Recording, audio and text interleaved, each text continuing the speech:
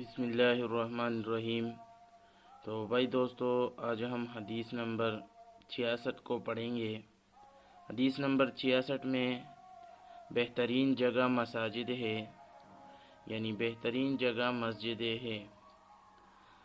حدیث مبارک یہ ہے: احب البلاد الی اللہ مساجدہا، احب البلاد الی اللہ مساجدہا۔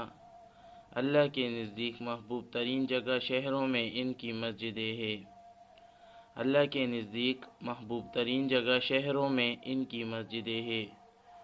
تشریح میں: جو شخص مسجد میں رہتا ہے تو اس پر خداوند قدوس اپنی رحمت کا سایہ کرتا ہے اور اسے خیر و بلائی کی سعادت سے نوازتا ہے۔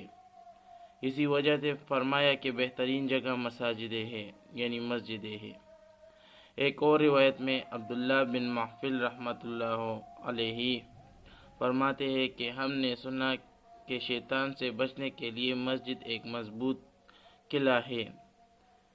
اس طرح حضرت ابو ذر غفاری رضی اللہ تعالی عنہ نے اپنے بیٹے کو نصیحت کرتے ہوئے فرماتے ہیں: اے بیٹے، مسجد تمہارا گھر ہونا چاہیے، کیونکہ میں نے سرور کائنات صلی اللہ علیہ وآلہ وسلم سے سنا ہے کہ مسجد پرہیزگاروں کا گھر ہے، لہٰذا جس کا گھر مسجد ہو اللہ تعالیٰ اس پر رحمت کا اور پل صراط سے جنت کی طرف گزرنے کا ضامن ہے۔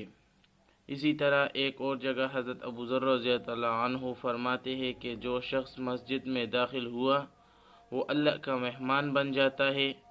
اللہ کی مہمانی یہ ہوتی ہے کہ اس کی مغفرت کر دی جاتی ہے۔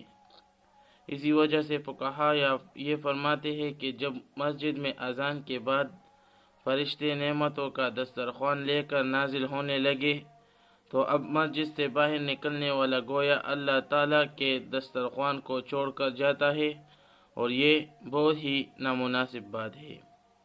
تو بھائی دوستو، اگر آپ نے خدمت حدیث چینل کو سبسکرائب نہیں کیا ہے تو سبسکرائب کا بٹن دبا لیں اور بیل آئیکن کو آل پہ کر دیں تاکہ ہماری ہر ایک ویڈیو آپ تک سب سے پہلے پہنچ سکے۔